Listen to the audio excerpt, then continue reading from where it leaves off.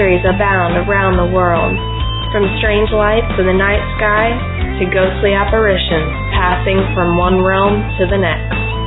From the great pyramids of Egypt to what lies beneath the depths of Loch Ness. From Bigfoot to Atlantis, they are all mysteries waiting to be solved. Join Laurie Phillips, Lauren Smith, Graz, and Billy Simmons as they search for the truth on Night Callers Radio.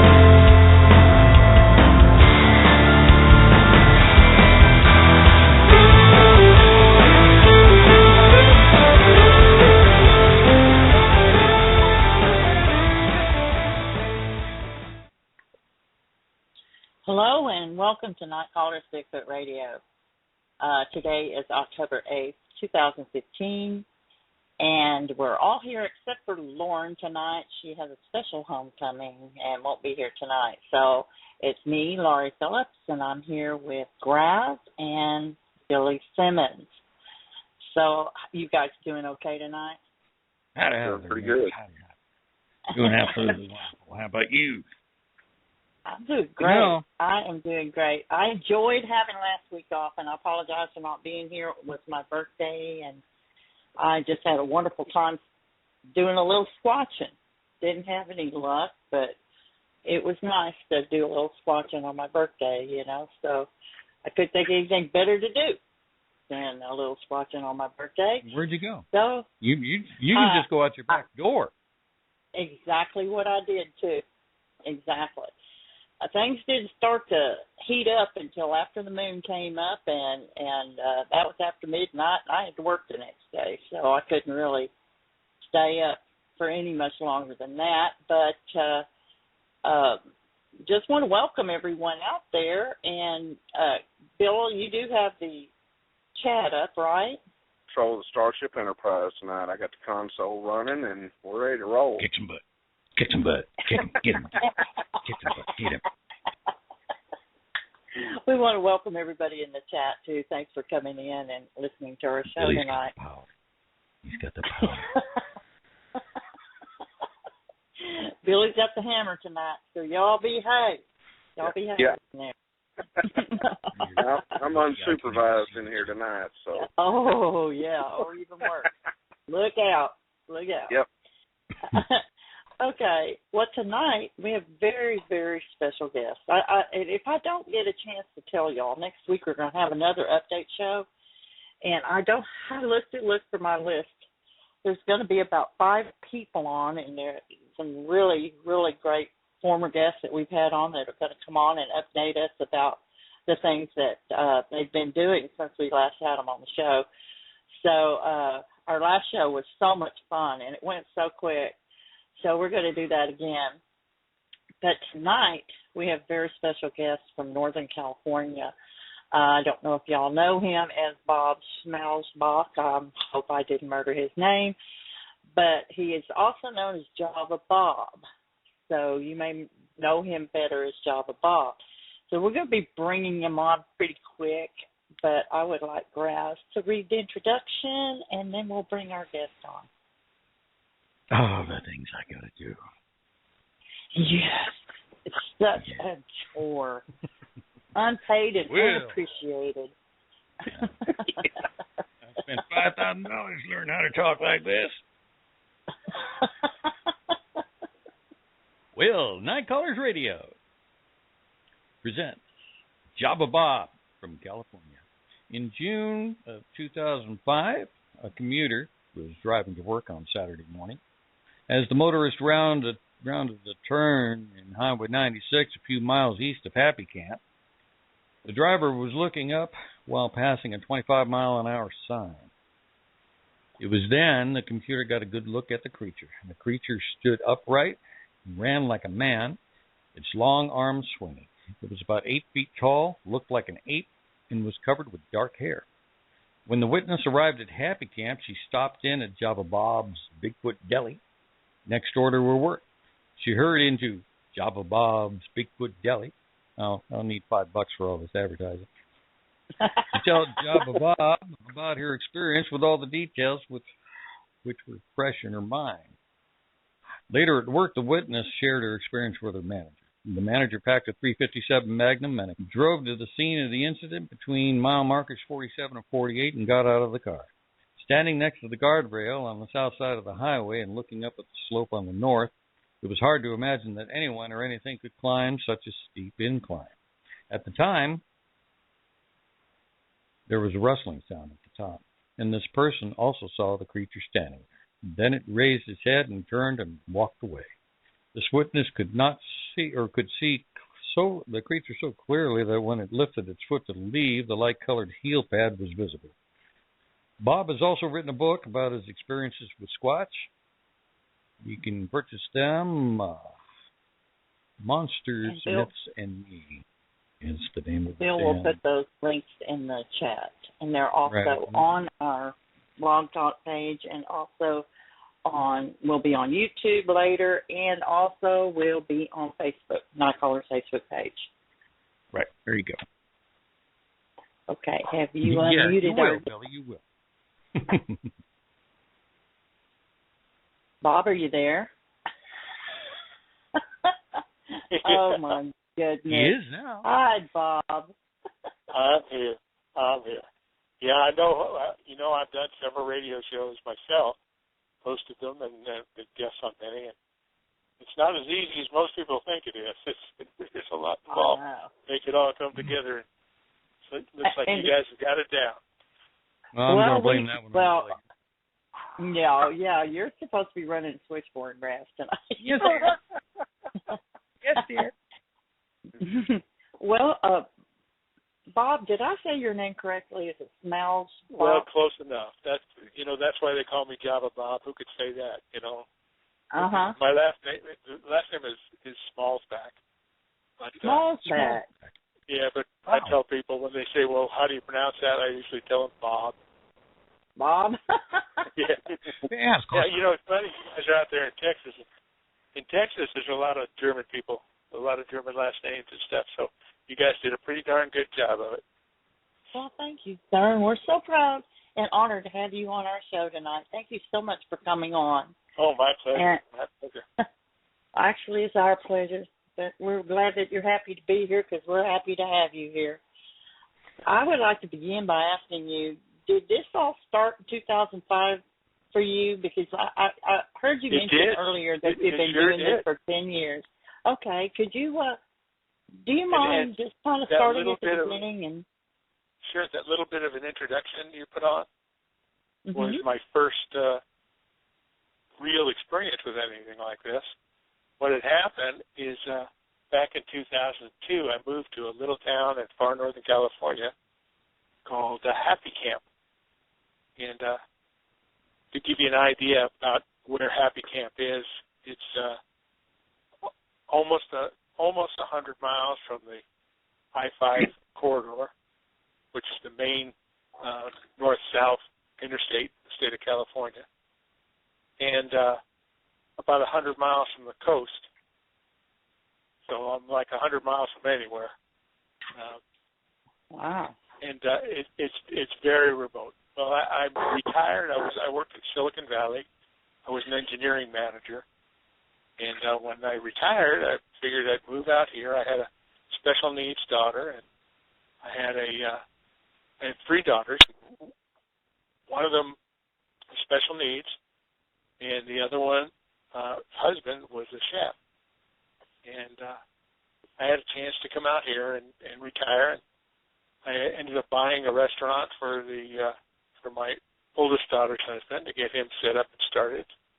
And I opened up a little deli there in town so that my special needs daughter and her husband would have a place to work and, stay out of trouble and things like that. Mm-hmm.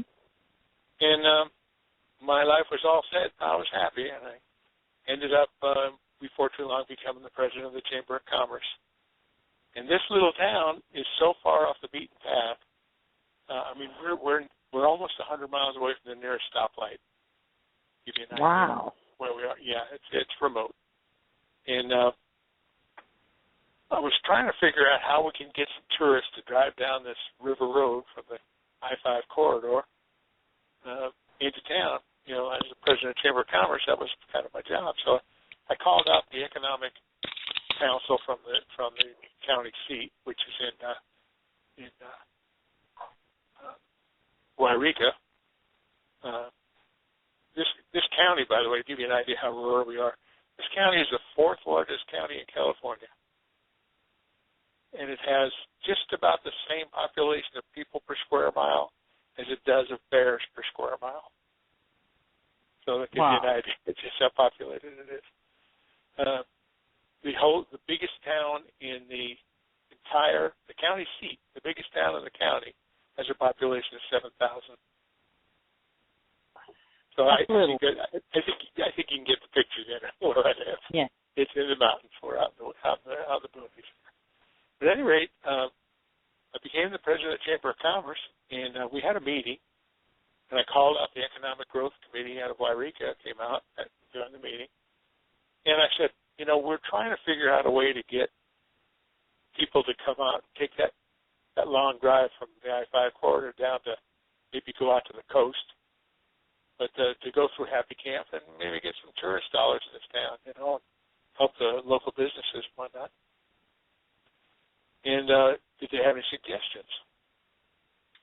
They said, well, find something you already have and build on it. I thought, well, that's a good idea. And so I got all the members of the chamber together, and we started passing around ideas about what we already had, and we came up with pretty much the idea of our artist community, because there's a lot of artists out here. And but one of the members, Linda Martin, many Bigfoot people will recognize that name, I'm sure, said to me, what about Bigfoot? And I said, well, I don't know. That's pretty controversial for the chamber to be involved in, I think, Bigfoot. She says, come on, your name of your business is Java Bob's Bigfoot Deli. Yes, and why did you name it that? Why? Well, because everything else in town is Bigfoot something or other. There was, okay. At that time, there was Larry's Bigfoot Market, which is now Perry's Bigfoot Market. There was the Bigfoot Towing, Bigfoot Tire Company, everything was Bigfoot. And I sense a pattern. Well, at that time, I didn't realize it was because there's so many sightings in this area. But I just thought it was cute. It was something they just came up with. And I talked to when Linda said, well, why don't we promote Bigfoot? And my reply was, that's a little too controversial for the chamber to get involved with. But if you'd like to do something like that, I would personally help you. I think that'd be fun. And so she called around to all the Bigfoot organizations that were available online in those days. And one person showed up. And that was it was an organization called Great American Bigfoot Research Organization, or GABRO. And the CEO of that company was Tom Biscardi, who I never met. A lot of people have their opinions about Mr. Biscardi. But anyway, he did show up, and he looked around. He said, this is perfect habitat. I'm sure they're around here. And so, he's very dynamic. I don't know if any of you have ever met him. I'm sure you've all heard of him. I've never met him, but I have heard him speak, and he is very dynamic. He is indeed. He is indeed. Yes. Well, anyway, he came into this little haystack of a town and took it over. How, if you know anything about him, that's what he does. And we got to talking, and he said, can I use your deli here as a contact point? So if anybody has any sightings or anything, I'll have them stop in here. You record it all and give me a call. And if it's worthwhile, I'll come out and investigate. So I thought that'd be kind of fun. So I said, okay. And we kind of set that up. And one day, my business was right next door. Well, it's no longer open. I shut it down after my daughter passed away, because that's what we opened it for, to give her a place to work. Anyway, it's right next door to the Forest Service. And one morning, one of the employees of the Forest Service came running into my business, white as a ghost, saying, "Do those people who just left, did they tell you what they saw?" And I said, "Well, no. They just asked for a cup and a spoon." And I gave them a cup and a spoon, and they went on their way. She said, "Well, I know they saw it." I said, "Well, saw what?" She said, "I don't know. It looked like a giant monkey or gorilla or something ran across in front of both of us." And I mean, this lady told her, "Well, why don't you go to work and relax, write down everything you saw, and on your break, come on back and give me a note, and I'll call Tom Biscardi and I'll tell him about it." Well, about 15 minutes later, this person's manager came in. And that intro that you read was the newspaper article about this whole situation. That right. Was just right out of the Happy Camp News.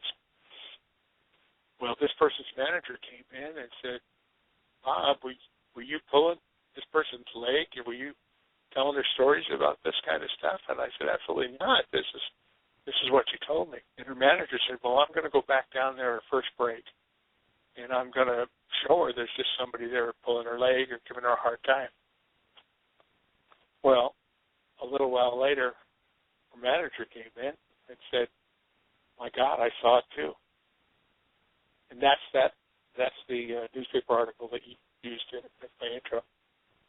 Wow. Well, I did call Tom, and Tom came up from the Bay Area, which is the middle of the state. Now, California is about the longest state in the union, so that's it's like a 9-hour drive, and well, depending on which way you go, it could be as close as 6 hours. You come up the I-5, but he lived closer to the coast, so he came up the coast and then up 96. And so he came to my house. I was waiting for him. And he came from the coast side, which means he didn't go past where this sighting had occurred. That's not where he went. So we talked about it. I shared what they told me. We waited for the sun to come up before we went out there. When we went out there, we looked, and this thing stepped over the guardrail and ran up the side of this hill, and we thought, I thought, there's no way possible it could have gone up here. It's impossible. You can't get up. It's a sheer cliff, Right. And so Tom looked at it, and, this guy, a lot of people have their opinions of him, but I got to tell you this. He knows his business, and he's passionate about it. He is quite a showman, and so he kind of overstates things once in a while, but he's very passionate about Bigfoot and very knowledgeable. So at any rate, he says, well, it's possible if it had come over here and ran up where that log is, I think that it could be done. Not by a human, though. No, not by a human. Okay. Well, possibly, if they were like, once the Bear Grylls or whatever his name is, he might be able to, but I sure could. At any rate, long about 6 o'clock, the sun's coming out, so we decided to go out and take a look. And we're thinking, gosh, I wish we could get up there, and there's no way to get up there. And about 8 o'clock, the person who had the sightings manager showed up and said, yeah, this is where he went up. And she pointed right exactly where Tom said maybe it's possible here. And we said, gosh, I wish we could get up there. Tom said, is there any way to get up there? And she said, well, yeah, actually there is. If you go down around the corner here, there's an old logging road that goes back, and you can get up to the top of the hill there. We followed her back there. We followed the manager back there and started up this little hill up towards the top of the ridge. And Tom says, hey, stop. And I went, what? Because he almost stepped in that footprint. And I stopped, and I looked down, and there was an impression there. It was looked like most of a footprint to me, but I'm no expert at that. At that point, I had no idea what I was looking for. And so I said, okay, I'm not going any further. You guys go up and check it out. Well, they found some additional footprints and things up there, and I was in shock because here were two professional people that I knew. The manager at one time was a guide in the area and knows what bears look like, knows all the local animals. I mean, just, you know, you're not going to fool this person. Right. And she said the woman who had the original sighting said she saw this. She worked for the Forest Service, had no reason to make up a story like that. She'd get herself in trouble probably in the Forest Service. Her manager, too, was in no hurry to you know, get herself in a controversy, being a manager for the Forest Service. And so I had no reason to doubt that this wasn't a real investigation, a real sighting. And make a long story short, I asked Tom, you know, how are you going to convince me that this thing is real? And he said, well, I really can't just convince you. If you want to know, come with me when I go out and see what I see when I'm out in the field. Eventually, I started taking him up on it a little bit at a time. Mm-hmm. And by golly, I started seeing real, hard physical evidence. And it just blew my mind. And the more I saw, the more I got involved in it. And eventually, Tom had some things going on with some of the other locals here in town, putting up cameras and doing all kinds of stuff that I thought was kind of bizarre, but it was interesting to see what he did, see if they could video this thing and whatnot in some of the places where they are known to travel back and forth to the creek and up and back up to the woods, one of which is walking distance from my house. And one of the biggest footprints ever found was found right there. So I was really interested in what was going on, but it turns out a part of the people in this Gabbro organization were a little bit whack, and kind of lost their respect, and my respect for them I was dampened, and I didn't feel comfortable. And a lot of people in town were getting more and more discouraged by dealing with these people. Mm-hmm. And so finally came to me and he said, would you be interested in joining this group? And because you have a lot of business experience and whatnot, and maybe you can straighten these guys out. And I said, no, not at all. I would get involved with those people if it paid me. You know. So he said, well, I said, I wouldn't mind working with you a little bit, but not with them. He said, well, actually, I'm going to resign.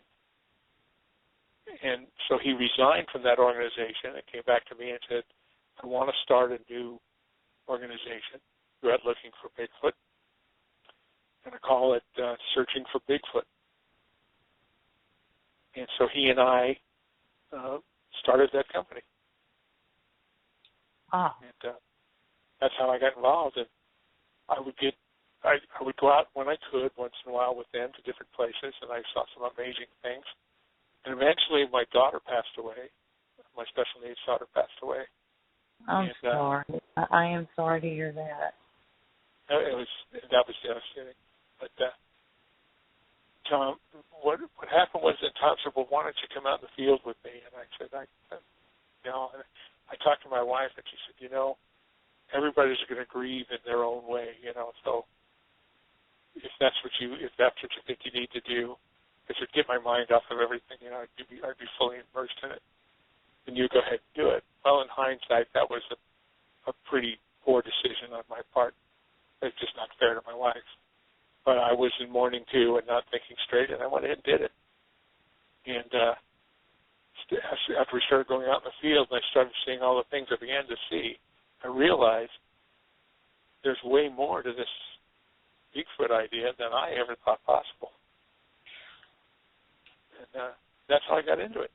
And been into it for over a decade now. And I've been involved with, either in the background or directly with just about every major breakthrough in the field, including the DNA stuff that Elba Ketchum's doing, including working with Brian Sykes from Oxford, working with a lot of other Bigfoot groups around the nation.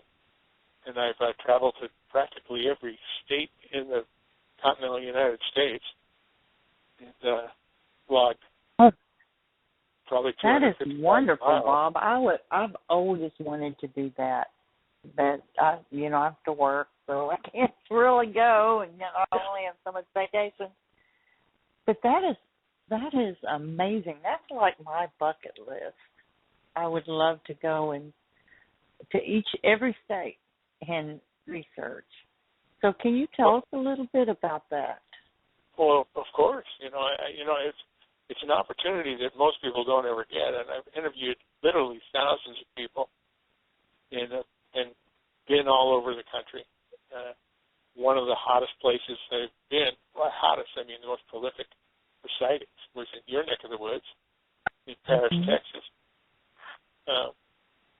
I went there, and we were being interviewed at that time by a local news. I think it was NBC News. I don't recall now.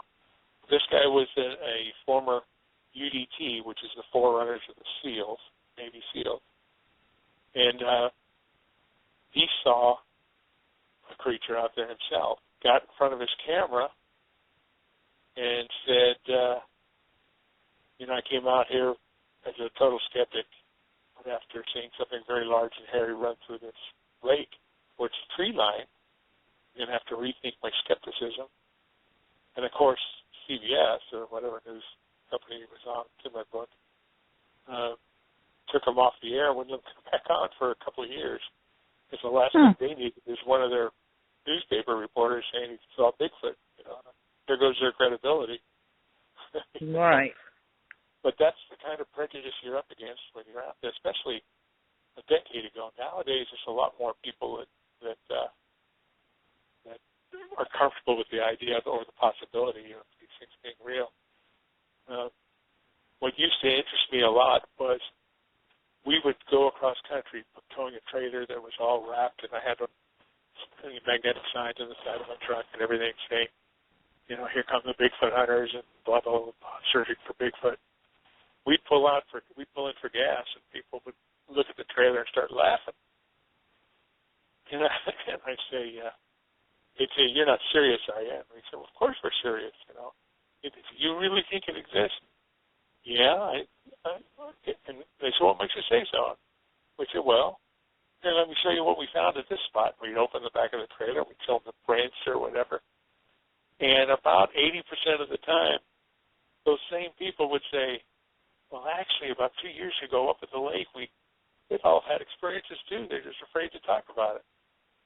Nowadays, people are less afraid to talk about it because it's becoming a more popular subject. But back then, it was very hard to get somebody to admit that had any kind of possible sighting or experience with these things. But things have changed. Things have changed a lot. So did you have any experiences there in Paris yourself? Oh, yeah. Well, yeah. Now, here's the thing. My job was to record everything. I'm the one that wrote all the stories that went on the website, tours and whatnot. And we were there by the lake, and we found these huge footprints where they had been digging up these clams. The clams out there, the freshwater clams, are as big as a saucer. They're huge.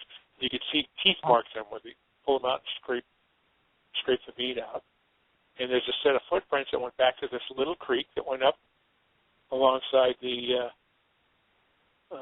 towards the wood line that had a hedgerow that went down to it, almost to the river.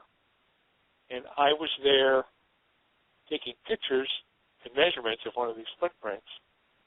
Crew was down by the edge of this hedgerow, and they started calling me.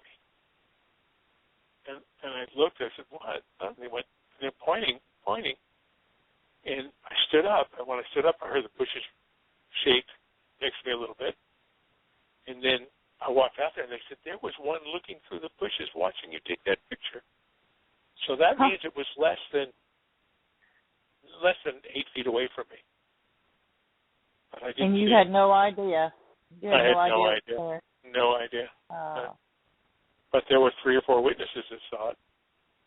So, yeah, I've been on expeditions where people saw them, and I was not that fortunate. I've had them tree knot, countless times. Heard them call, heard them whistle, you name it. But I never saw one. I've seen things where the bushes ran through the bushes, but I couldn't say what it was. Mm-hmm. But people with me, I've seen them with thermal imaging. And seen things that you've could have seen it been with there thermal night imaging? vision. Pardon me? You said that you've seen it with thermal imaging? Yes, I've seen what the trouble with thermal imaging. In those days, it was just kind of shades of white, black, Yes. Now it's a color and pretty elaborate. But I've seen them with thermal imaging. I've seen them with night vision, but on the move, going through things. But that's not the same as seeing one eyeball to eyeball. Right. Certainly, it's enough to make me know there's something out there that requires a lot more real investigation.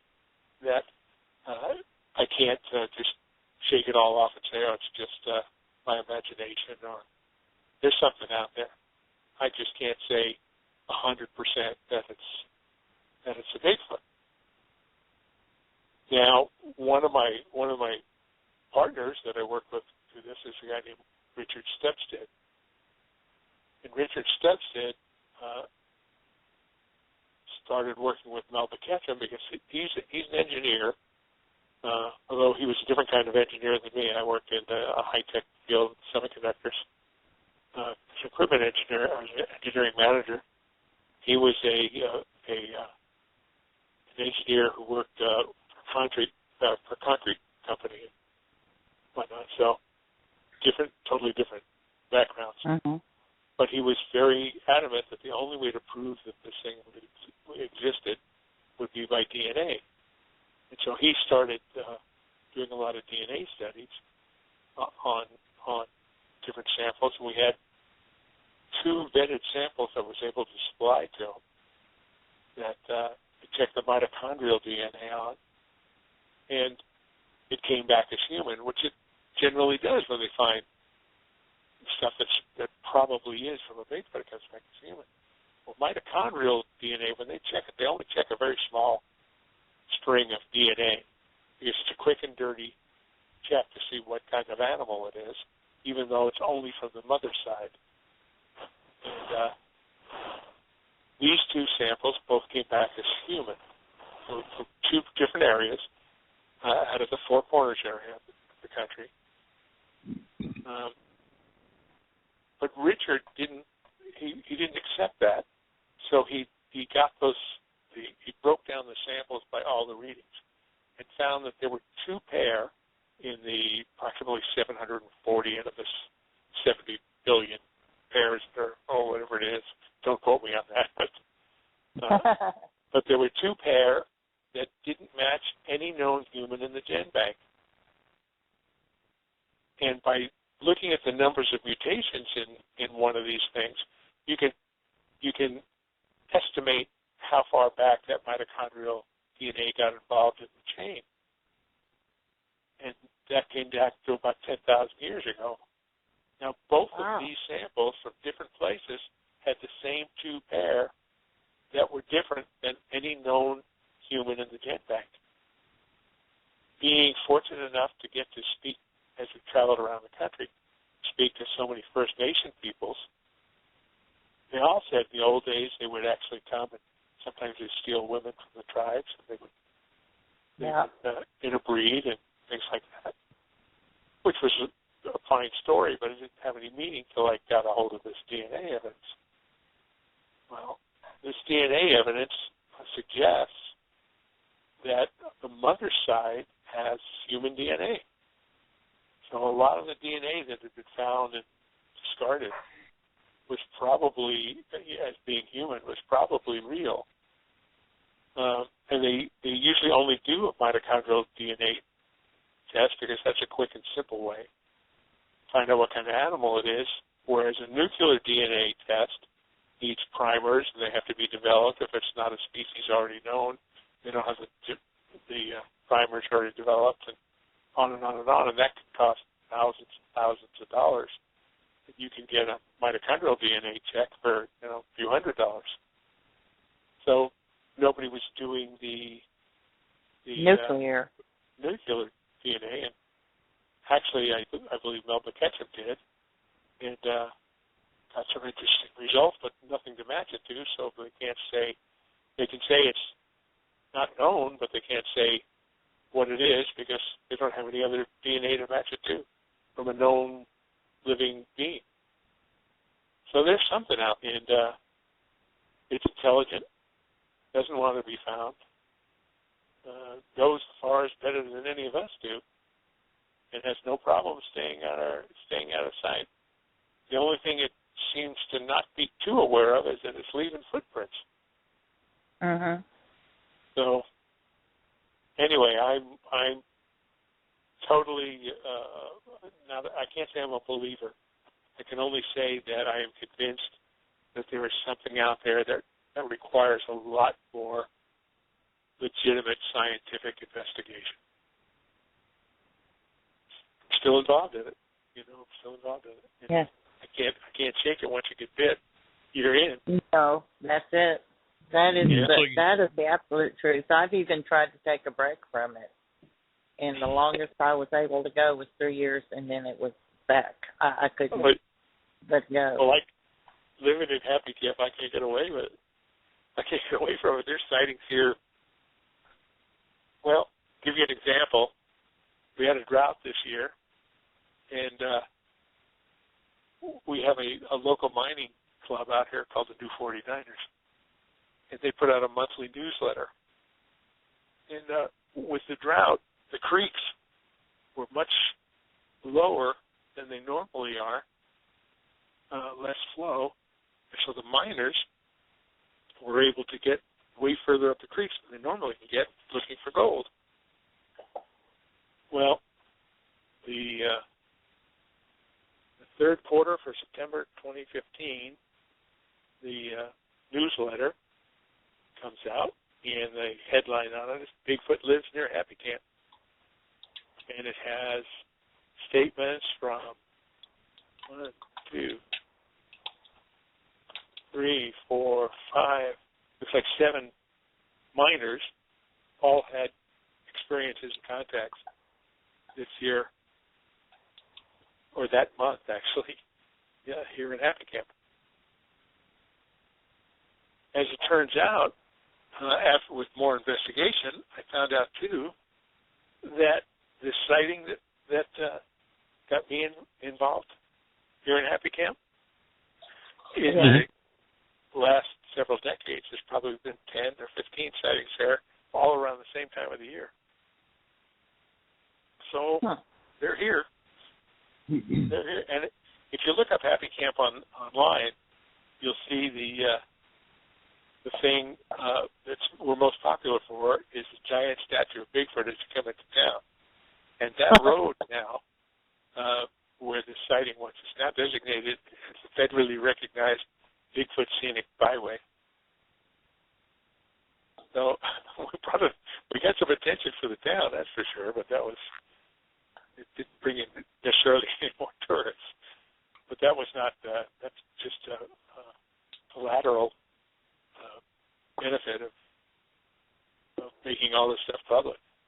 And talking to the local Karuk, which are the indigenous people from this area, they say that these are just people that live in the forest.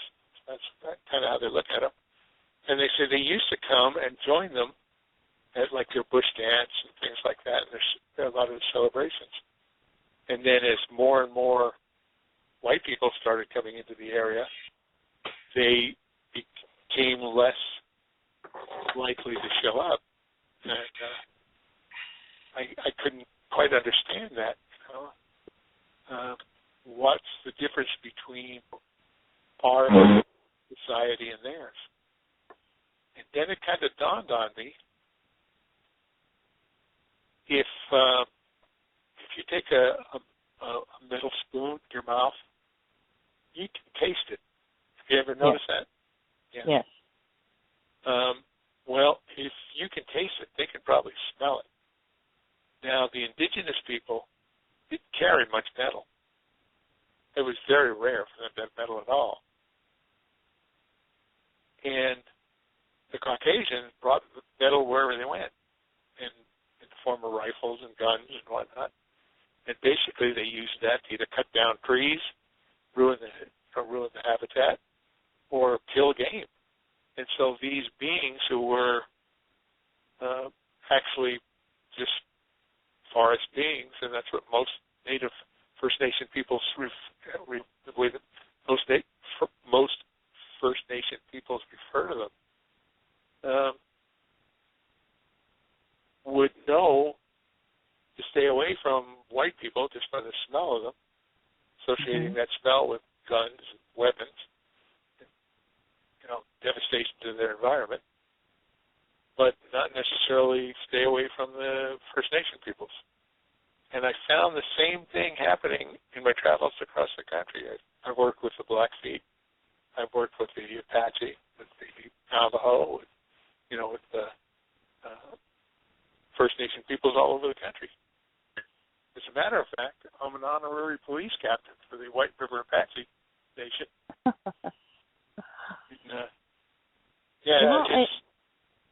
Bob, it's extremely. I'm extremely interested in how they interacted with the First Nations people. Did they actually come in and sit at the camp, or did they just hang around on the outskirts, or do you know any stories? From what I'm hearing, although the stories are a little different, depending on what part of the country. But here locally, what I've been told by some of the elders is that they actually used to come and join with them in the bush dance, which is a yearly prayer, like where they would dance and give thanks. And the name I can't pronounce the name they use for these beings, but it's an Inkaruk. One of the 150 names for Sasquatch. It was one of them. Oh, that's at least that many. Anyway, they said they actually used to come and join in the celebration. And even today, they don't come and join anymore, but they do come nearby and watch. Mm-hmm. And I've heard that, coming to powwows and other Native celebrations and things like that. Up in Canada, I think Raz can tell a little more about this. Raz, can you talk about Winona and how they celebrated for like 3 days? I don't know what the ceremony was called. But I don't know too much about that. She didn't talk too much about the details on things like that. Oh, okay. I know that a lot of the First Nation peoples have a lot of differing views. Like the White River Apache, the elders said, as you begin to see these forest people more often, it's an indication that we're getting closer to the end of time. And the younger people think it's just a good thing. It's a real positive sign, that you're going to come into some money or something like that when you start to see them. So I'm more inclined to think that the elders know more about what's going on than the young people. But all the First Nation people that I've met that didn't live, in town, but actually still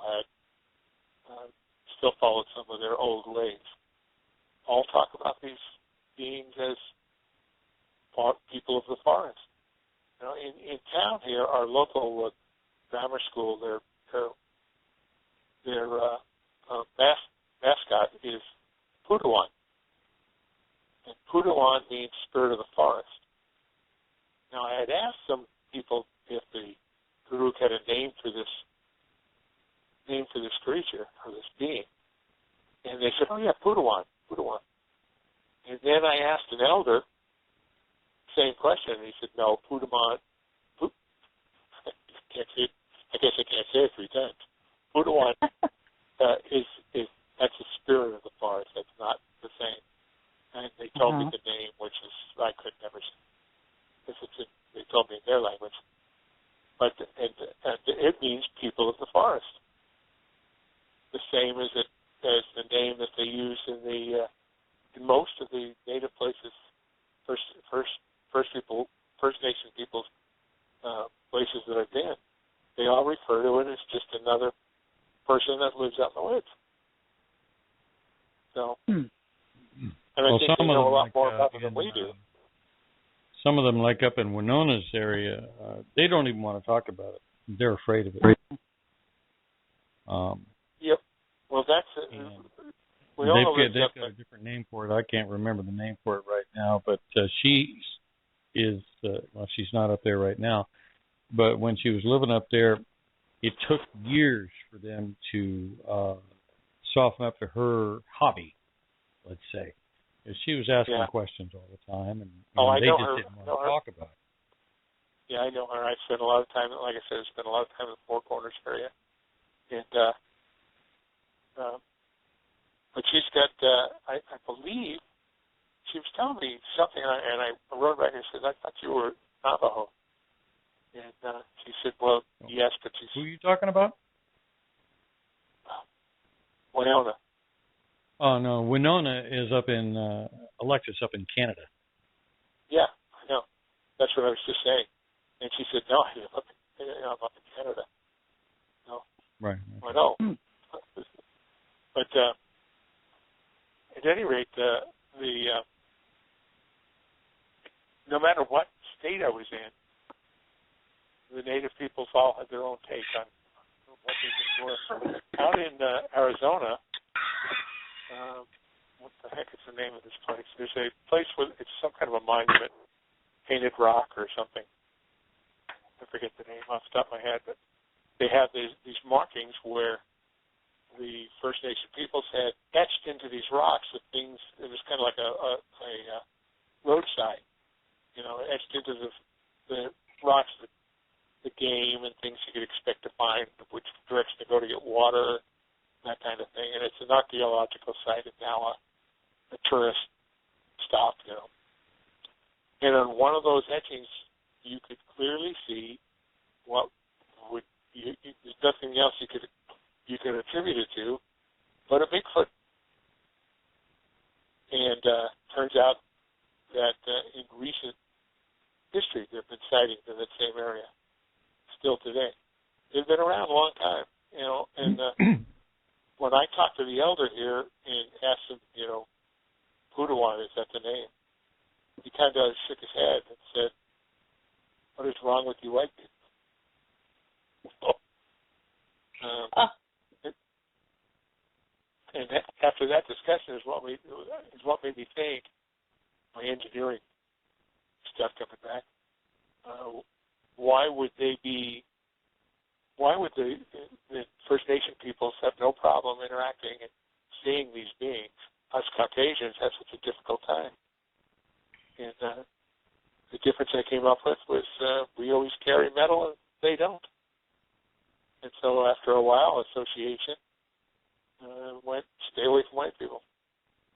Man, one of the things I think is that we humans have a tendency to stomp their way through the woods. They're kind of arrogant about it. Even back,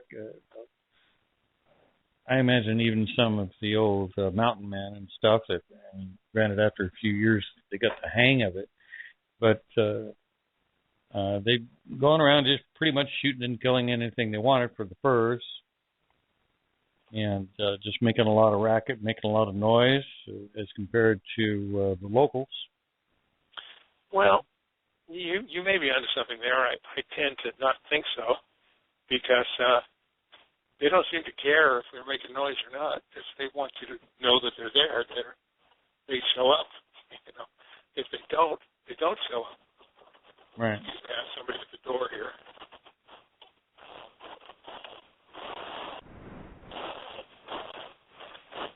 Hold on. Go right.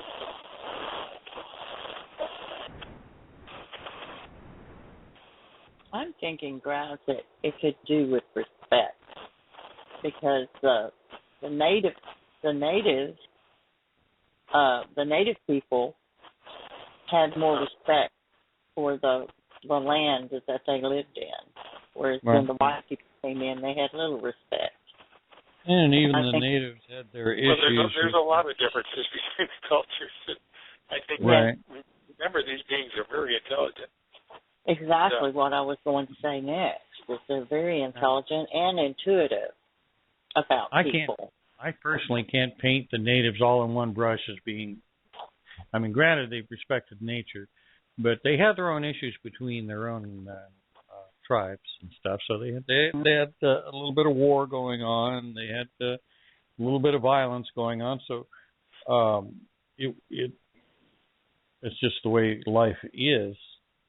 Well, that's exactly true. But there's also in general, their philosophy was to live with nature, not against it. Right. Well, they have to. And so, as a general rule, I mean, it's the same with any people. So nobody's exactly the same, but as a general rule, they had to learn to live with nature, which is the way these people of the forest live. Right. They move through nature as opposed to us crashing around through it. Yeah. So that's all up for speculation, you know. That's my issue here, is I try and keep an open mind as I can, because nobody really knows. So I see people that are saying, "Look at this, this is proof it's been here," and this and that, and I'm looking at it, go, "No, it's not." But okay, can't argue with you, because I don't know any more about it than you do, you know. But in one way of looking at it, that's not proof. That could be this, that could be that. I'm kind of a fan of Acker's razor, which says that the most logical thing is probably the right thing. Right. But there's a lot of people out there who are really into this. You know, I see people that say, "Look at this shadow here. That's proof there's a Bigfoot out here." And look at Bob Squad. Well, wait a second. If you look at that compared to this stuff alongside of it, that Bigfoot is about 8 inches tall. You know, things like that. And that's not uncommon to see those kind of things. Yes. But I don't know. People say they shapeshift. People say they do a lot of different things, that they are more spiritual. They pass from one dimension to another. Cloak. Well, here's the interesting part. According to the very limited and even questionable DNA evidence we have, and the time frames surrounding it, there's a good possibility they may be Nephilim. They meet all the requirements. To be what? Nephilim. The giants of old, the fallen angels that bred with that bred with human women. The DNA evidence. But weren't they all supposed to have been destroyed during the Great Flood? During the flood, That's right, and that's when as a matter of fact, that's at the time frame of the mitochondrial introduction into this genome was around the time of the flood. So it could be that they decided that some of them remained, and they decided best to stay hidden, because it's not a good thing to get out and be known about again. They're going to get wiped out again. I don't know. I'm not saying that's what they are. I'm just saying that there is a lot of coincidental and not necessarily verifiable evidence. But if you lay it all out and look at it, you can come to that conclusion reasonably easily. I don't know. I mean, I am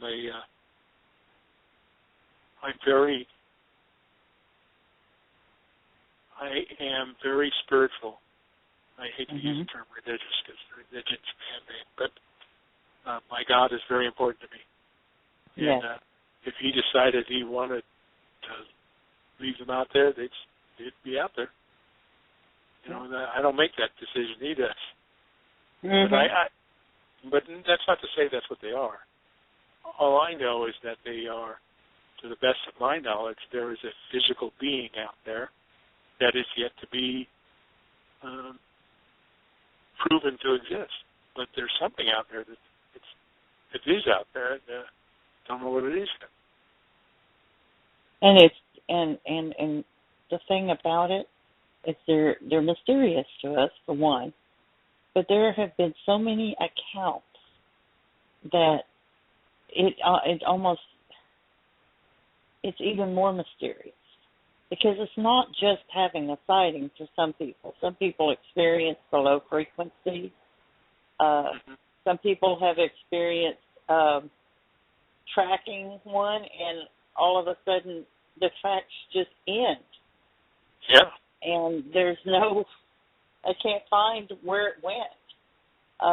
There have just been people that said that they've seen them materialize or dematerialize. There's people that say that they can talk to them in their mind. I've been doing this for 15 years, and I have heard, I imagine, just about everything there is to hear. And so, you know, when you're trying to figure out what they are, and you've heard all these different accounts, I feel like right now today that I know less about them than I did when I first started. I truly feel lost on the subject. You know, someone would ask me, well, what are they? And I honestly can't answer that, because I feel like that if I answer it in any way, that I'm barely chipping off the big iceberg. I'm just barely chipping it off, because we really what they are. But having the DNA tells us a lot right there. One of the things about the DNA, and I know we're coming up on intermission, but I'd like to say before we go to intermission that the DNA is very important, because if they can prove they're human, then that means shooting one is murder. Yeah, exactly. I agree with that 100%. And I really want that to be known, because I know, especially here in Texas, we have more wannabe Bigfoot killers here in Texas than any other state in the United States. And I'm like, what are they thinking?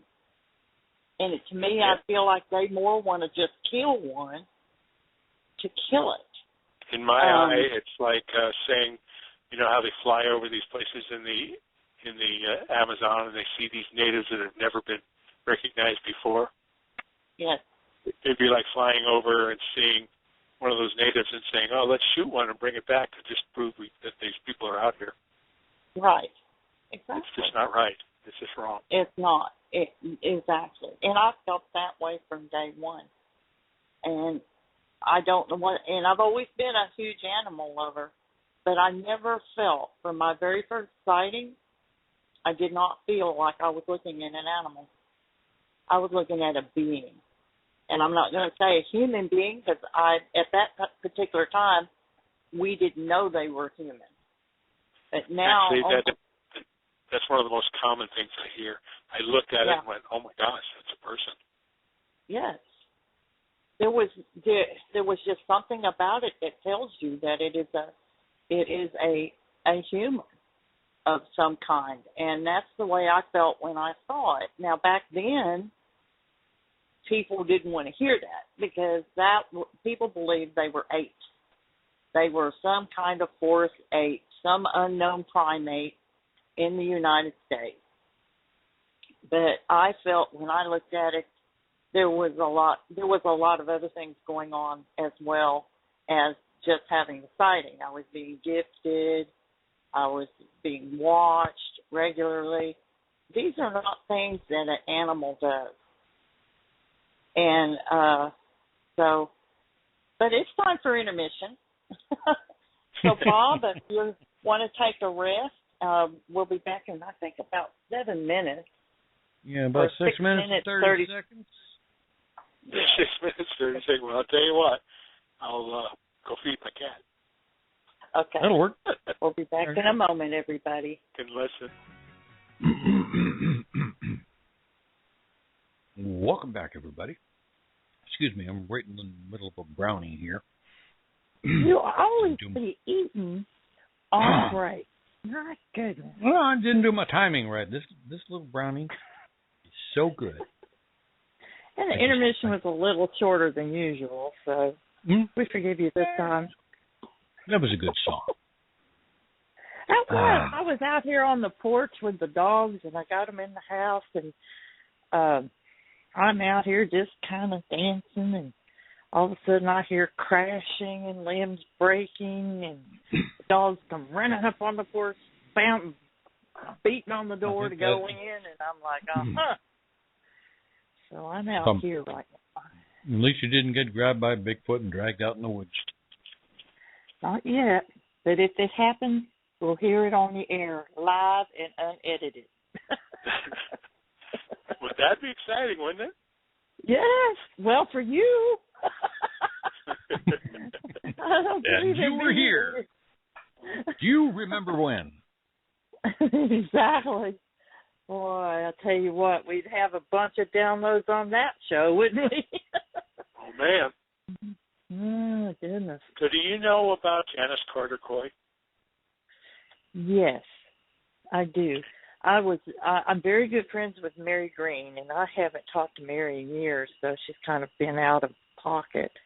But Mary Green, got some awesome videos there. That one in the house. And, oh my gosh. I know. But you know they put that I've book got a copy out, of one 50 of Years videos. of Bigfoot, and so if anyone's not ever heard of Janice Coy Carter or Mary Green, they're the ones that wrote that book, co-wrote the book, 50 Years of Bigfoot. But go ahead. We were talking about whether or not they could smell metal and whatnot. I spent a couple of weeks with Janice in her home. She took me out to show me her friends and whatnot, and went out there, and there was nothing out there. And she turned to me and she said, "Have you got a pocket knife or anything like that in your pocket?" And I said, "Well, yeah." She said, "Give it to me." So I gave it to her. And then we started getting acorns thrown at us and things like that, and noises back and forth. So, yeah, they can smell metal. They know if you got it or not. And she also, what do you think about them having a language? Well, I just thought that was very interesting. And at the particular time, there were a lot of people, when the book came out, there were a lot of people that were just like throwing their hands up and going, really? But now, of course, we've got R. Scott Nelson, and he's developing the language, and also you have Ron Moorhead, and so you've got people now that are getting on board about Sasquatch having a language. So now would have been the time for her to come forward instead of back then it was kind of like gifting. Back when I was being gifted, nobody had ever heard of it. And they were like, no, that's not what's happening. And so, yeah, I think it's very possible. If she spent 50 years with them and learned a language. Now, I had a problem with the garlic thing. Was it garlic? They came up asking for garlic. Yeah. I don't know. He grabs pear. Yeah. But I'll tell you what she did do is she said, they have a language. And I said, well, yeah, okay. And then she said, here's what you got to do. And she played me this tape. She said, now listen to it. I listened to it. I didn't hear any language. And she said, do you know those old posters that they used to sell back in the 60s, 70s, where you stare at them and finally you relax your eyes and all of a sudden you realize there's pictures of wolves or dolphins or whatever in there as well, but you don't see them when you look at the poster in the first place? I said, yeah. She said, do the same thing with the sound. You can hear them speaking. How interesting. Yeah. So very that's one interesting. Of the, you know, we had an incident one time where we recorded. It sounded like a voice speaking, and then when we got home and uploaded it to the computer, we couldn't hear it. But yet when we first listened to it, we could hear it. So I'm wondering if it's something like that. If maybe we just need to relax our ears and go back and listen to it, we may hear the voice again. What's really interesting is the recordings that come from up around Washington and Seattle area, way up there. A lot of them sound like they're speaking an Asian language. And I thought about that. Then it dawned on me, they have huge tourism up there. People from Asia who, and if you live in Japan, you don't see a forest. You don't see woods, mountains, things like that. And so they had all these tourists from Japan and those areas that wanted to go out and look in the woods. And all of a sudden, they're getting these recordings of these beings out there speaking things that sound like Japanese. So that kind of makes sense. They're better than I am. I can't speak Japanese.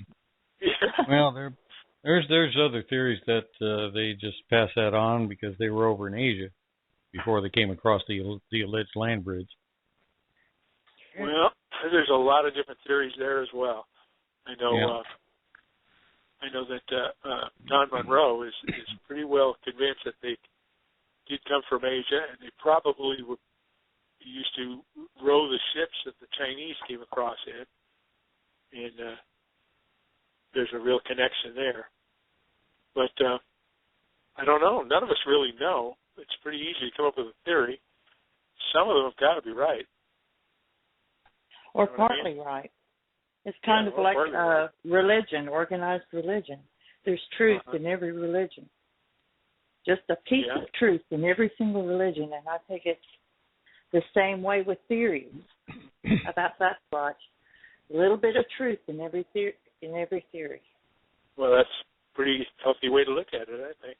Mm-hmm. Well, I call it the Lisa. Kind of the way I call it the Mona Lisa syndrome.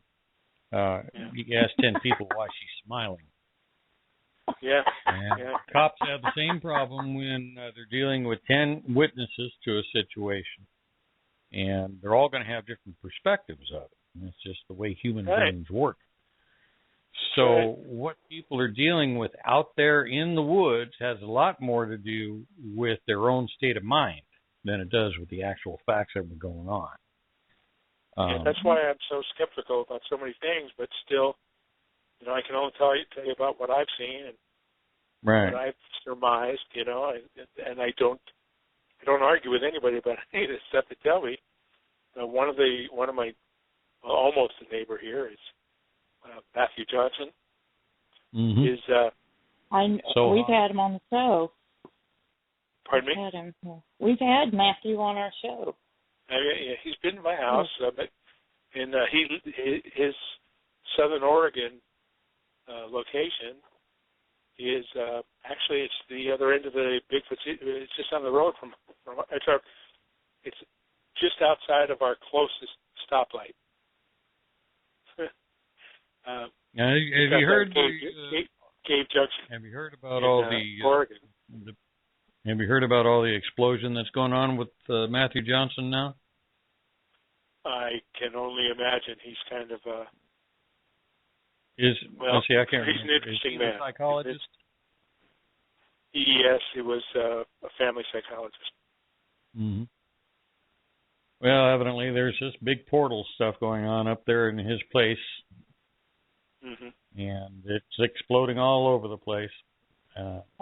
There's a big battle royale going on the blogs. In his Is that right? Well, Matthew Johnson had this portal come up in front of him, and he could make it turn on and off with a flashlight and things like that. There's all kinds of stuff going on.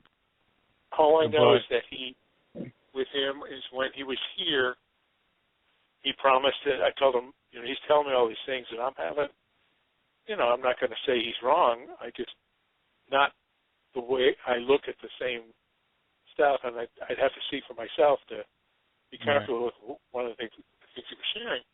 And I asked him if he could take me with him on one of these trips. He said, "Oh, absolutely. I'll do that." Then I never heard from him again. And so I called him and I said, "Hey, you said you're going to take me. When can I get up there?" He says, "Oh, I have it a rule not to bring anybody up who lives within 100 miles of the site." 50 miles, something like that. And do you think it was I never got a chance to go there. Willing to get onto the portal bandwagon? Maybe the true reason why he didn't want you to come up there? I'm not going to speculate. All I know is that he promised me one thing and produced something else. Well, I was not real happy about that. You're just too close, and if he's not, he can't keep an eye on his area, that kind of thing. You're too close to him. Yeah, that's basically what he said. But in other words, he said, "Yeah, I'll come and stay at your house, take advantage of your hospitality and this and that, but I can't trust you." That's the way I took it. Of course, that's just me. Mm-hmm. And so it kind of hurt my feelings. He's under attack right now, too, by the community, so he's going to be a little, He's, my take on it is that it's a physical being. If it's not a physical being, it may be the Nephilim.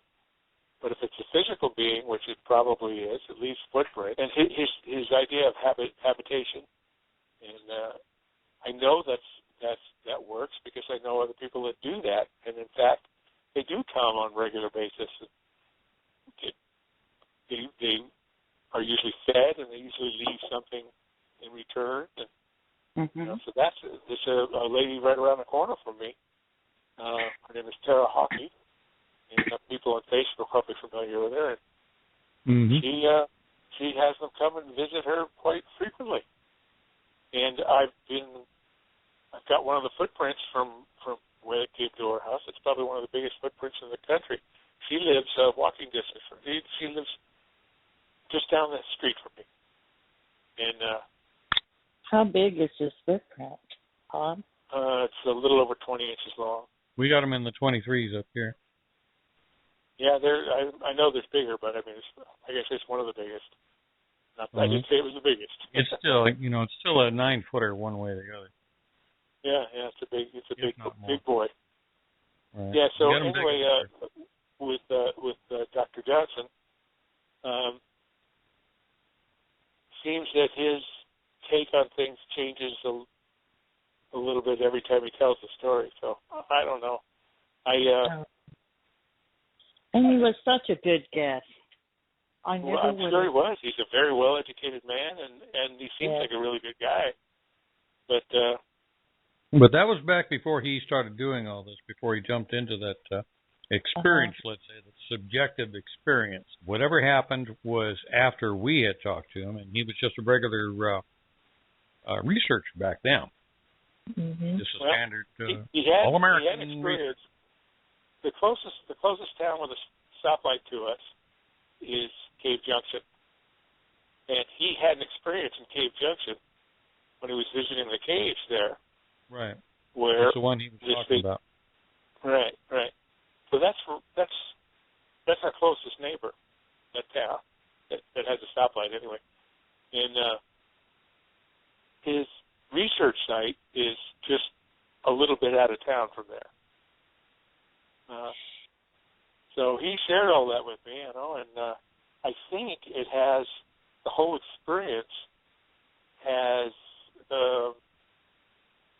messed with his psyche a little bit. I would imagine. Yeah. Couldn't you imagine that if you experienced something like that, and then you were brave enough, have enough courage to come forward with it? We had an experience. I personally did not see it, but someone else in our party had seen something like a portal. No one else could see it. But there were two people there that could, and it just cast a pallor over the entire outing because this happened, and some other strange events happened. And it just, for the rest of us that were just your regular Joes, and then to have something like this happen, it did cause animosity. And so, but, for the people that it happened to, it was real. That's a good point you're making. I can remember a time we were in Arizona with some First Nation people, a whole group of us, and out by this lake in the woods, and they said they had sightings there. And all of a sudden, one showed up on the thermal imager. I didn't have the thermal imager at the time, so I didn't see it. And several other people saw it. And there was somebody up the hill where they saw it, and this thing was walking by that person. They saw it, and I'm in that group. I never saw it. So I think there may be something to the fact that they only will be seen by the people they want to see them. I don't know. Absolutely. And I kind of think that's true. Because you think about those people that have written books, and not to say that you're one of them, but there have been people out there that have written books that have never seen one and want to see one very badly and have been out there for years and still have not had a sighting. And they have good connections. They go to places where they have been seen. And still, I've been out with 10 or 15 people, and 12 or 13 of them saw it, but I didn't. You know what I mean? Do you know, let me see, what's his name? I can't remember his name, but he's from Arizona, and he was one of the guys up there that had that encounter. It was right there by him. And, was it John Johnson? When John Johnson, was it? J.C. Johnson. J.C. Johnson? No. But he's from Arizona as well. Right. J.C. Johnson and I were very, very tight for a long time. And we did a lot. I spent a lot of time out in Farmington with him. The one I really impressed with out there is Leonard Dan. Oh, Leonard Dan. He's an amazing very guy. Very impressive. Yes, he is. And I don't know if you know how old he is, but... No, but he's older than Methuselah. But he's got to be in his 80s. At least. Yeah, and he's still running marathons and doing all kinds of... We are really good friends. He's an amazing man. I learned so much from him. What makes him so... He saved my life, and I'll tell you that story in just a second. But he is an amazing man in that he was raised in the old way of the Dene, Navajo, and educated and became a geologist. Now I have a tape of him talking to me around the campfire when they came and took him from his grandmother's home, which was a berm of briar around where they would sleep out on the ground. I mean, this was way back when, right? Took him off to Indian school and the atrocities they put him through. But he decided there's something to this education thing, and he went on. Like I said, became a geologist. At any rate, we were out. How he saved my life. We were in Wisconsin, and we were JC and Leonard Dan were staying in a tent, and I think it was T.J. Viscardi and myself were staying in the back of my truck, closer to this guy's house. And all of a sudden, Leonard Dan comes and wakes us up pounding on the camper shell. And I said, "What?" He said, "We have to go. We have to leave now." And I said, "Why?" He said, "I talked to the frog, and we have to go now." And I went, "Well, okay." Did you say frog, like F-R-O-G, frog? Well, F-R-O-G, yeah. And so I said, "Well, okay." He's adamant about it. So we packed up everything, took in the truck in the middle of the night, and we got out to the highway, and it started raining so hard that I had to pull the truck off to the side of the road because he couldn't see. The windshield was covered with water so thick he couldn't see out the windshield. And so we pulled over and the phone rang. And it was the person who lived at the house where we were doing this investigation. And he said, "You guys are gone." And I said, "Well, yeah." He says, "You know that big oak tree that was over where your truck was parked? It fell right where your truck was parked. You'd have been all crushed." I turned to Leonard after the phone call. I turned to Leonard and I said, "Leonard, when you said to the frog, does that mean you were seeing the signs in nature telling you something was going to happen?" He said, "Yes." And from that point on, because I was able to discern that, he was willing to share more and more stuff with me. And over the years, we've become very, very good friends. And I just admire the heck out of him. But That's a good friend to have, too. I'll tell you, he can teach you more than anyone. He is absolutely amazing. He really is. He really is. And he has taught me more than any other individual, actually. But he's an amazing man, and because he is so able to read the signs around him, we were out in Alabama, and that's a great state to research, by the way. Yeah, well, I've been to almost all of them. So, but we were out there in Alabama, and he was there with us. JC was there, and we're out on this island, and where there had been some possible sightings, and we're thinking because of the river was up that some of these things might be trapped back in some of these other islands. So we were going to go back there on a boat, check it all out. And Leonard Dan said, "You got to go." And now, because he's already proven to me he knows what he's talking about, I said, "Did you talk to the frog?" He said, "Yeah, we got to go. It's going to be raining here within a couple hours. Buddy, we got to go because it's going to be raining here." They laughed at us and everything. And we got in our boat and we headed back down to the dock area. And sure enough, it just opened up. It started pouring. Those people got soaked. But we didn't. Yeah, he's an amazing guy. And, have you ever had him on the show? No, I'm going to though. He's on my list. I'm going to. I'm not quite sure how to reach him, so I may contact you on how to do that. I don't think he has Facebook, does he? Well, he's on Facebook once in a while. And okay. I have his phone number. And, we stay in contact. My new best friend. I haven't talked to him for probably a week. But we stay in contact. If you want to know about shapeshifters, he's your man. Yes. He's really an expert on them. I believe I had him on Night Callers the first time Night Callers ran, and I believe we had him on then. But that's been 6 years ago or better. So.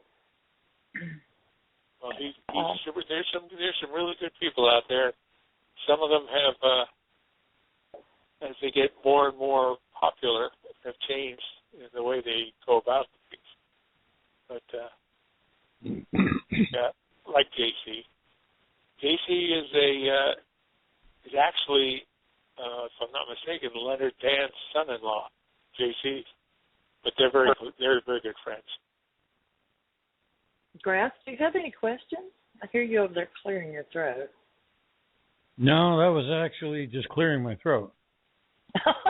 What? It does. So you have a chat room out there? Yes, we do. Yeah. So, are there any questions or anybody have anything in the chat room about? There was a question a while back about Native Americans and their experiences, but you covered that. It was so strange because as soon as the question popped up, you started talking about it. Well, there's another one. You must have heard the frog. There's another one. I'm not sure what to make of it. Big Bama fan who wants to know what Bob thinks about the NAWAC mission statement. It's NAWAC. I've never heard of it. Well, I've heard the term. I think maybe it's another Bigfoot organization, but I don't know. But I'm not familiar with it at all. You can if they can let you know what the mission statement is, I'll give them my opinion. North American Wood Ape Conservancy.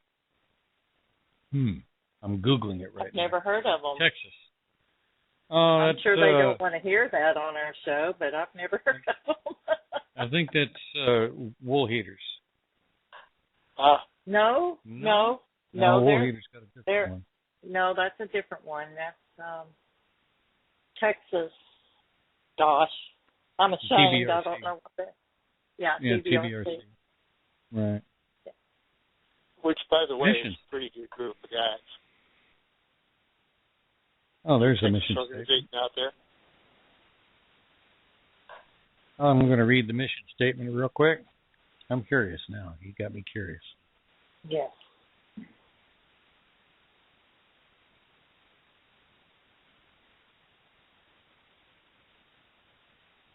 Well, I don't see anything in there that's controversial. Well, I can read it to you if you want. Well, somebody wanted me to hear it, I guess. Yeah, what the hell? To investigate and conduct research regarding the existence of the unlisted primate species we refer to as wood ape, which I don't understand that term either, also known as Sasquatch or Bigfoot, to facilitate scientific, official, and governmental recognition, conservation, and protection of the species and its habitat, and to help further factual education and understanding to the public regarding the species, with a focus on the continent of North America. Well, it's rather... Seems pretty reasonable. By the way, you brought up a good point, talking about being recognized by the federal government and whatnot. The Forest Service used to have a brochure out that quite a long time ago that said what to do should you run into one of these in the forest. They've taken that away. And the Army manuals used to have a section on what to do if you run into one of these beings. And they've taken that away. They've always known. Pretty interesting. They've always known. One of the things that gets me is like Land Between the Lakes is something like 6 million acres. That's a park area out there. It's huge. 600,000. In Tennessee. It's 600,000 acres, I think. And one of the things that they have there is it's a very active place. There's a lot of sightings and stuff there, and they have known about it for decades. And don't they have dogman sightings there as well? I've heard that. Not that I'm aware of, but in that general, I know that I went out and investigated the East of Bray Road and things like that, but that was not near LBL. LBL, they did have one of these things that tore some people up and threw them up in a tree. And that was kind of hushed over, brushed over. When we went to we heard that, and when I went to the local police department, to see if they had any record of any of that, they said no. But I talked to a newspaper reporter there, said, "Oh yeah, I remember when that happened." So the government has a different take on it than the rest of us. And I think part of it is because, this is a guess, I don't know this to be a fact, so don't let anybody run off with this, I think it's a fact, but my guess is from the circumstantial evidence that I found about these kinds of issues, is that if they do admit that it's out there, it's going to be immediately declared an endangered species, and they'll have to shut down those areas, which bring them in millions of dollars every year in tourism. So they don't have a whole lot of incentive to start saying, "Yeah, we know he's out there." Not only that, but it could cause a panic. And there are other industries like lumber and oil and gas that have access. The town I live in is its economy was based on lumber for many years, and I don't know any old regular family out here that doesn't have a Bigfoot tale from when they're working out in the woods. I mean, it's just very common. I only live like 90 miles from Bluff Creek, so it's when I first got into this, I talked to the local game warden, and I said, if you guys have a sighting, could you share the information with me? And he said, Bob, there's no such thing. I said, yeah, I know. But if somebody comes into you and tells you they had a sighting, will you share that information with me? And he said to me, yeah, I will. And I'll have my wife do the same thing. She's a forest ranger in the Oregon side, just down across the ridge from us. So it makes no we're all real matter of sense. fact about it. It makes no real sense why they wouldn't admit to something being there, other than, they've got a lot of theories, including religion, that it would have some problem as far as Adam is concerned. There's actually another being on the planet that exists other than Adam. My feeling is, and from what different information I've gathered in all these places across the country, is it's strictly financial.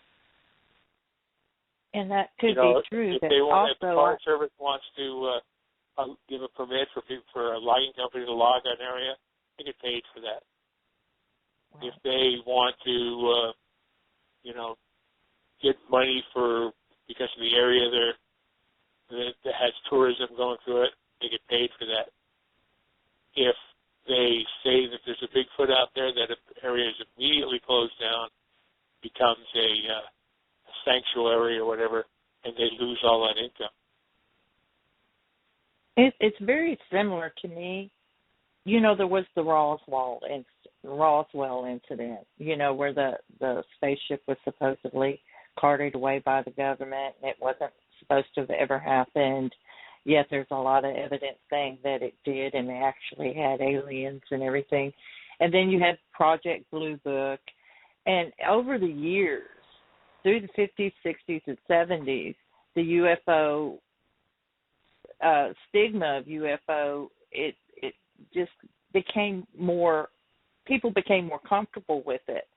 And it wasn't looked upon like the Sasquatch was in the very beginning.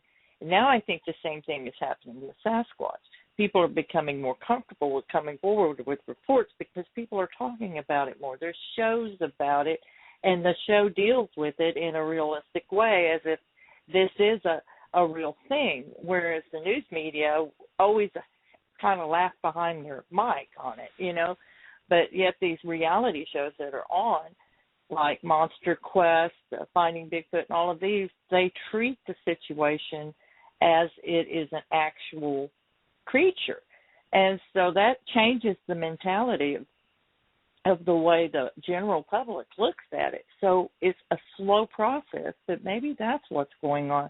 Maybe they're just waiting for the world to be ready for the existence. Before long, they won't be denying, forest rangers won't be denying that they're out there, and the law officers will say, yeah, that happened, and things like this. So maybe it's just... Well, it still makes no sense to me why they would need to close off all these lands. As soon as one Bigfoot is seen, they're going to close that whole land off. That's a conspiracy thing. I don't think they would do that because... Well, you may think so, but what I'm saying is if they say that, yes, we do know it exists, not just because one was seen, but they say, yeah, we know it's out here. Let me explain something to you. I live in the middle of the forest, really in the middle of the forest. And our biggest industry here was logging. The environmentalists came in and they said, well, you've got to stop the logging because the spotted owl there is, you're ruining. I remember that. you're killing off the spotted owls. Well, which is ridiculous. people at boats, there's nobody up here, right? So there's only a handful of people up here, so our boats don't count for anything. But the people in the cities who see this stuff on TV are the ones who vote. Right. And so they banned forestry up here. They wouldn't let us cut the trees anymore. Well, one thing that these environmentalists, I guess, fail to think about is that spotted owls need to eat a quarter of an acre of clear cut to feed a spotted owl, because that's where all the rodents go. That's right. Now, since they've stopped the logging, the population of spotted owls has dropped. You know, they're starving them to death instead of, That's disrupting some of extremely their interesting. nesting area. Do they know That's this? what people, that's what people, the environmentalists don't, because they're like the Greenpeace and all those places. Mm-hmm. They're owned by attorneys. They make money going to court. They don't care what the issue is. Mm-hmm. They get paid just for protesting and putting things in court. And it's not necessarily always the best stuff. I mean, I don't want to go into politics, but I'm not comfortable with some of the decisions they make. I can see that. Yes. Well, Bob, I have a question to ask you. Have you ever had an experience out there in all the states that you've been to, or and all the people that you've been with? Have you ever had an experience where you were really frightened?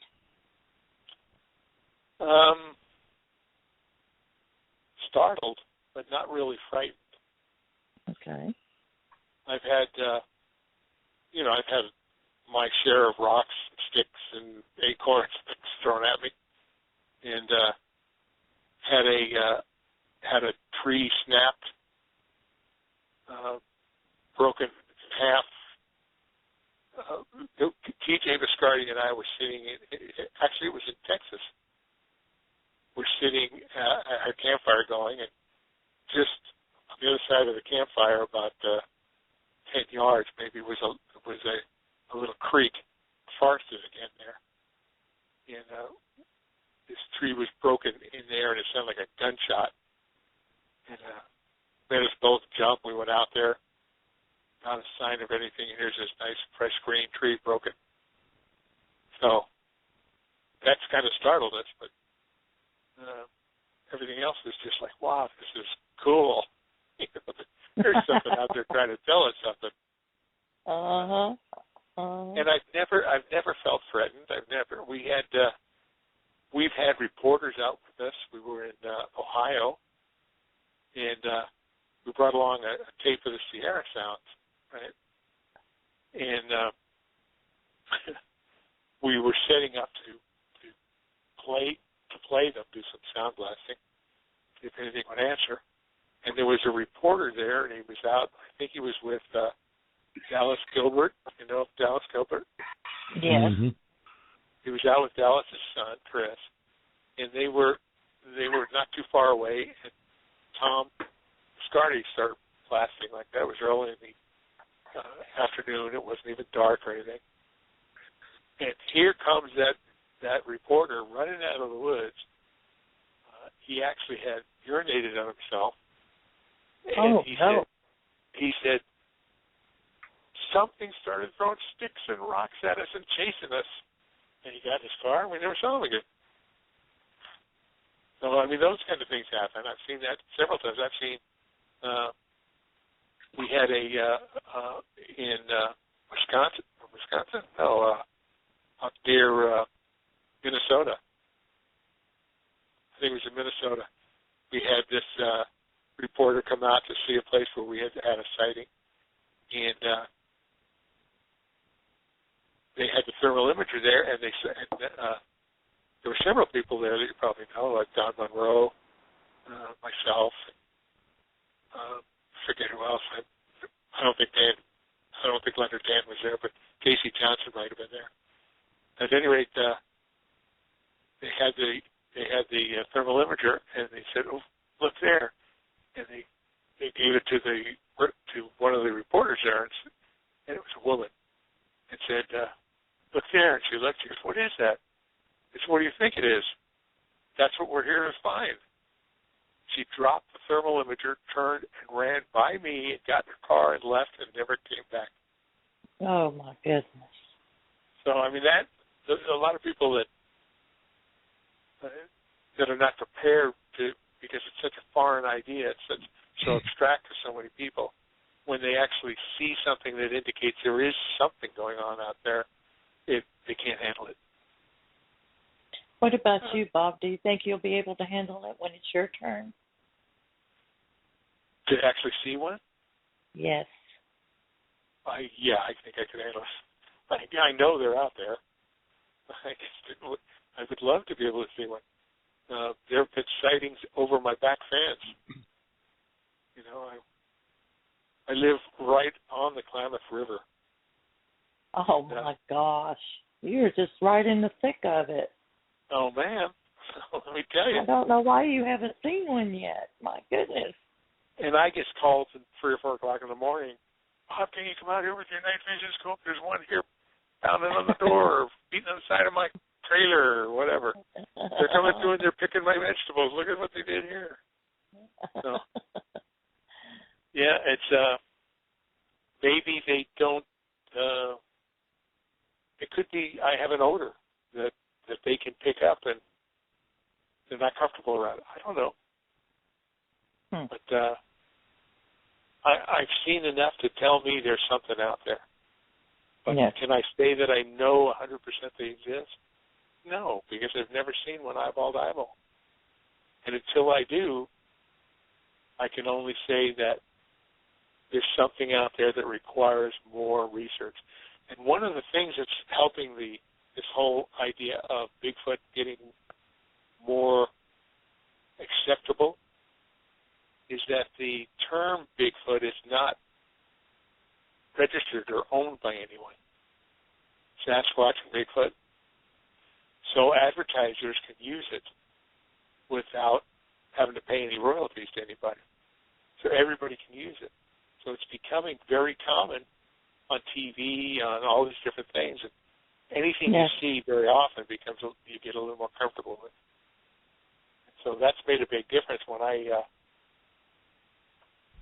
first got into it. Even Jack Link's jerky didn't use Sasquatch as a matter of fact. We called and said, "Hey, we eat your products all the time. We're the Bigfooters and blah blah blah blah. Would you sponsor us?"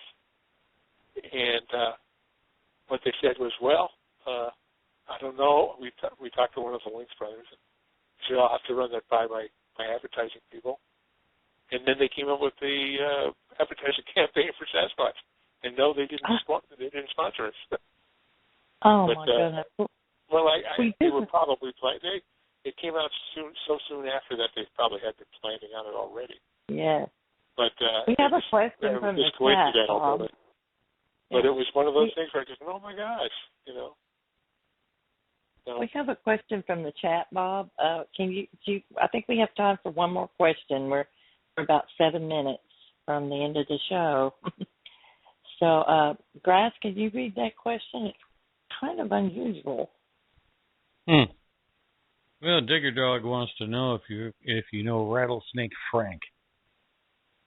Yes, I do. I sure do. And Rattlesnake Frank, the reason he has that nickname is when he would come, he lives up by South Fork, the Indian Creek, here in Happy Camp. And when he would come to town and he'd get drunk. But every time they'd go to try and arrest him, he'd pull rattlesnakes out of his pockets and throw them at the deputies and whatnot. So oh, my goodness. He's quite a character. He's really a neat guy. And he has had sightings out where he lives. So what's the name of the guy in the chat room? Digger Dog. Digger Dog. Digger Dog. Digger Dog, yes. Well, he must, if he knows Rattlesnake, he must be from my neck of the woods. And I probably know him by something else. Although I've seen the term digger dog, I think, on my Facebook account. Yes. But I can't put a face to that person. Yeah, this is we're in the thick of it here. We're in the thick of it. So where's he getting rattlesnakes?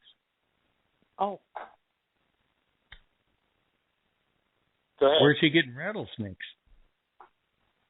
We're in the country. We have, let me put it this way. Right now, as we speak, there's a big pile of bear scat about from my porch that showed up here recently. I've had mountain lions in my yard. I've had elk in my yard, deer, foxes, raccoons. I couldn't keep chickens because the raccoons would eat them. You know, this is not like living in the city. It's a whole different lifestyle there. There's a lot of mountains here. A lot of there. of course, there's everything here. Okay. I don't know that we have as many as we have in Texas, but we got them. Well, we have approximately 4 minutes left. And, Raz, do you have a final question for our guest? Well, I'm going to take up on one of the questions that you usually use is what would be your advice to people that are new to Bigfoot? They've just come off of watching and finding Bigfoot. They're hooked on it, blah, blah, blah. They're new to it and want to go out there and play like kids in Toyland.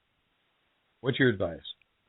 Well, my suggestion is find someone who knows their way around the woods and take them with you and go gently, because you get out in the woods, there's stuff out there a lot of people are not familiar with. A lot of things that they don't want to have happen can happen. And a lot of things that might be real hard evidence can be easily destroyed if you don't know what you're doing. So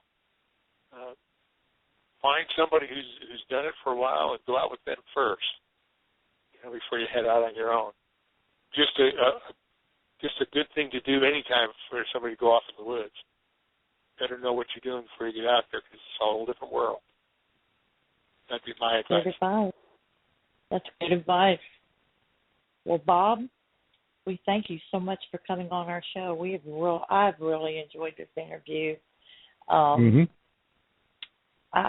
you've been all over the United States, so you had quite a lot of things to tell us, and it was fascinating. And I will be saying that, but like I said, I can only share with you what I'm familiar with and what I've learned. But other than that, that's what the show is all about. Yes, and don't sell yourself short. You had quite a lot to bring to the table. We thank you for that.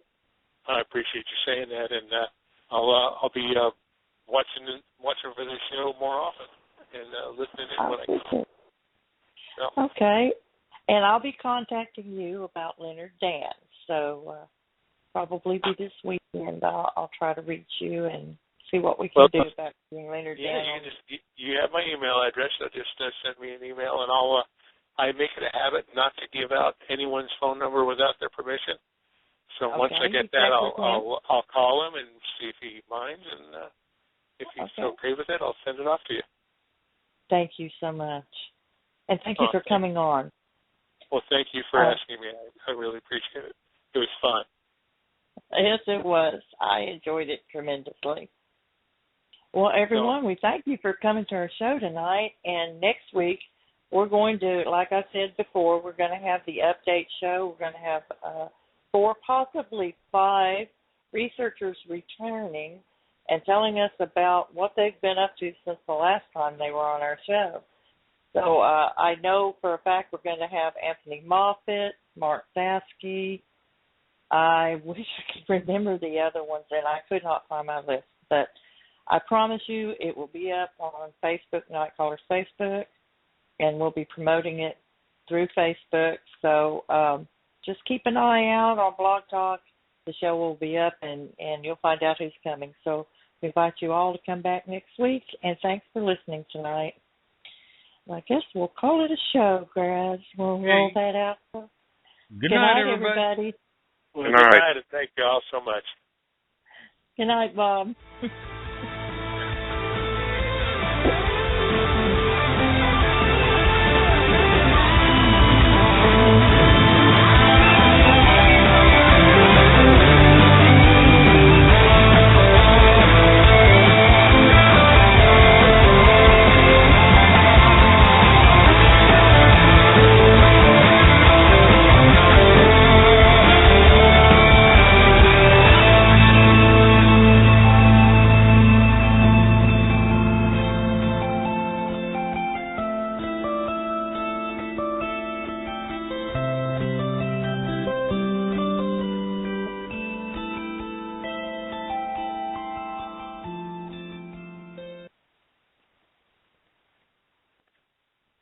It's Flo, and this is my impression of a drill instructor directing a musical. 10 hut! Get those tap heels in line and let me see those jazz hands! Are you bundling your home and auto insurance through Progressive? Can you hear me through those sequins? Bundle your home and auto through Progressive and save. Left, left, left, and step ball change. Progressive Casualty Insurance Company affiliates. Home insurance provided and serviced by other select insurers.